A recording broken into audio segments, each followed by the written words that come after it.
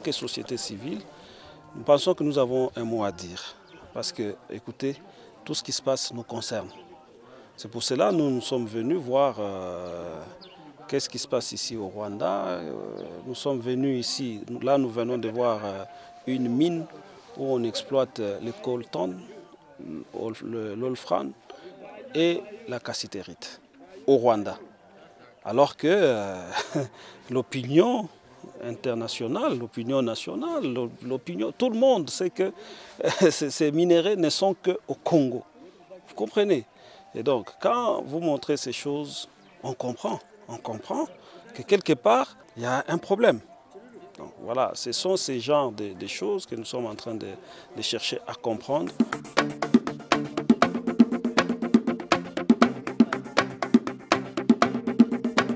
Lorsque j'exporte, on me dit, toi tu finances les M23, tu prends ton minerai à Bukavu ou bien à Uvira. Ici, vous avez visité notre petite mine. Ça, c'est la plus petite. Nous avons, je vais vous montrer sur la présentation ici, nous avons Bugarura, nous employons des milliers de gens. Ça, c'est les différents types d'équipements utilisés. Alors ici, j'allais être vraiment très content. Tu n'es pas un bel homme, et puis tu n'as pas un bel homme. Voilà. Bon, c'est pas un niveau de Kamoto quand même.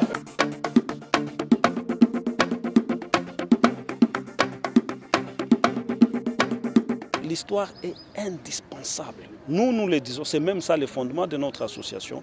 C'est basé sur les considérations historiques. Nous avons partagé la même monnaie. Les Rwandais, les Burundais, les Congolais ont eu une même monnaie, une même poste, une même banque centrale. Tout ça, on l'a partagé ensemble. Ça existe. Les vestiges sont là, n'est-ce pas? Mais toutes ces choses-là, on les a mises où? C'est parce qu'on les a mises de côté qu'on a oublié qu'on était des frères. Nous avons eu un même roi, n'est-ce pas? Toutes ces choses-là, on ne peut pas les oublier comme ça. L'histoire ne s'efface jamais. L'histoire, c'est l'histoire.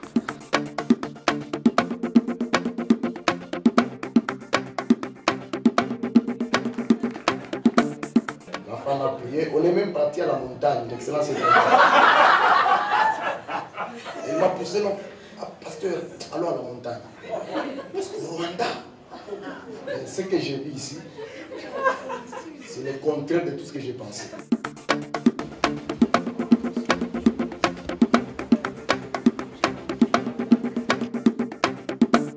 Can you imagine some of the people, they are not thinking it's not possible for some Congolese people to come in Rwanda and stay safely. They are fearing to come in Kigali. That is the first impact. And we try to explain to people it's possible. It's possible because actually we are in Kigali, we are in Rwanda, we are safely. And I think the impact in all of the region is going to be great. We was in Burundi also and we try to share with the people.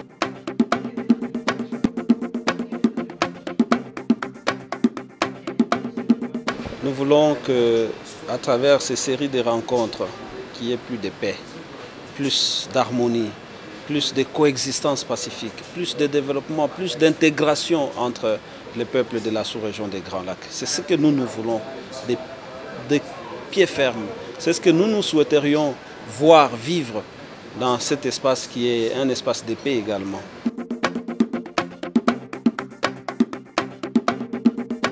Beaucoup de choses m'ont touchée, mais une des premières choses, c'était qu'il a dit qu'à partir déjà de 1925, les trois pays étaient liés.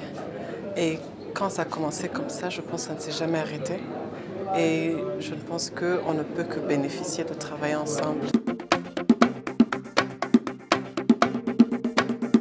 Il y a une amitié qui existe depuis l'enfance entre les membres. Donc ça, c'est l'histoire, on ne peut pas la changer. Je vous remercie du fond du cœur d'avoir eu ce courage d'être venu au Rwanda. Je sais que c'est par la grâce de Dieu que vous êtes ici, pour une noble cause. Alors, je vous invite tous, ok, c'est bon, il y aura des échanges économiques et tout.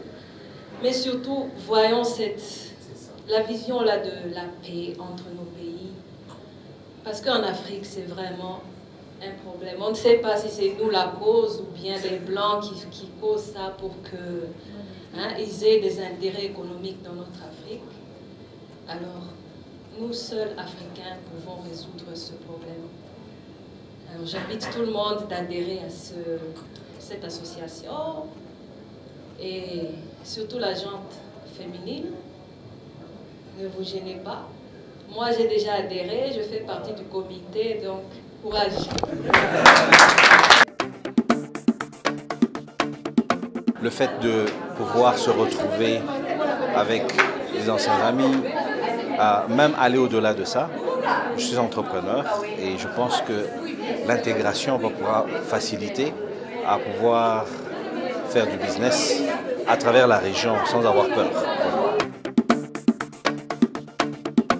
La mauvaise information est quelque chose de très très dangereux parce que beaucoup de gens pensent qu'il n'y a pas de minerais au Rwanda. Aujourd'hui, les amis étaient sur un de nos sites et le plus petit et ils ont vu de leurs yeux, ils ont vu notre usine, ils ont vu ce que nous faisons au Rwanda. Mais nous avons pourtant tous été à l'école. Est-ce que le bon Dieu peut... Il y a deux pays qui sont voisins. Le bon Dieu a décidé, et beaucoup prient, beaucoup d'entre vous prions aussi. Il a décidé à pas que comme filon, il y a Cassiterite, et puis il n'a fait qu'à pas frontière à la maison. Surtout ici, c'est la bague Bouchikia, oui, le Mongolais. Je voudrais que vous sachiez que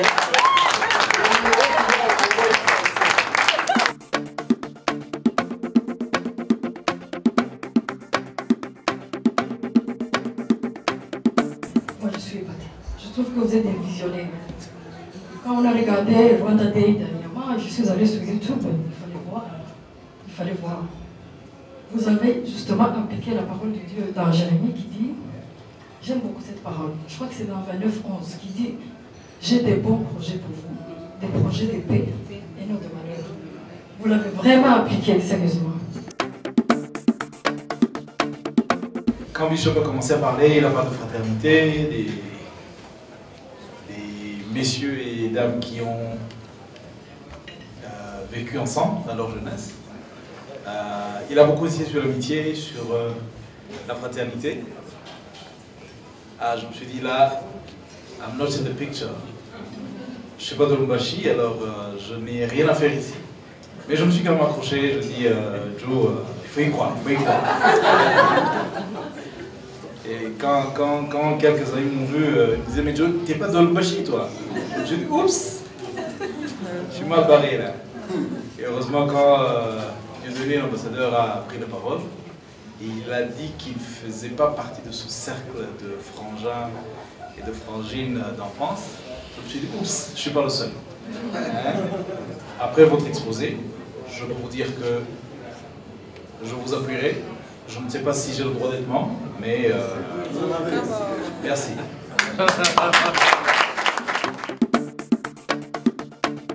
Nous avons signé dans des délais très brefs avec les Burundais, les Congolais et les Rwandais. C'est un statut, c'est une idée qui a émergé il y a à peine 2 semaines.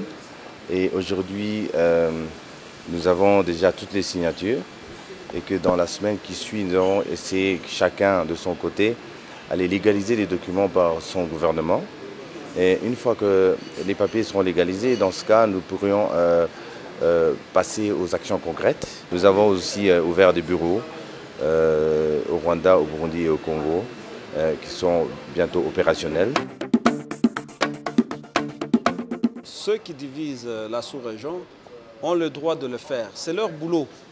Mais qu'est-ce que nous faisons pour ne pas être divisables?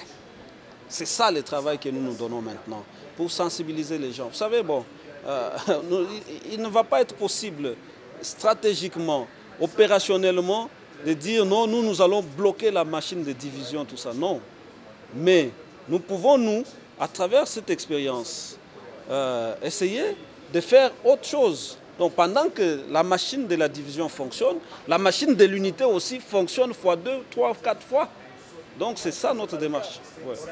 Pour l'instant, ce n'est pas le cas, c'est ce que nous voulons faire Pour l'instant, ce n'est pas le cas, mais à partir du moment où nous avons mis ensemble cette association qui réunit les Congolais, les Rwandais et les Burundais, et beaucoup d'autres observateurs, ougandais et tout, Afrique du Sud, qui nous soutiennent dans cette démarche, je crois que du coup, la machine de l'unité va aller beaucoup plus vite, parce que les gens vont se rendre compte qu'il y a beaucoup de choses qui leur sont inculquées, alors que la réalité est là. La réalité est là. Allez à Goma, vous allez voir comment les gens se côtoient entre eux. Allez à Bukavu, allez partout, vous allez voir qu'il y a une vie entre les citoyens de cet espace. C'est déjà un point de départ.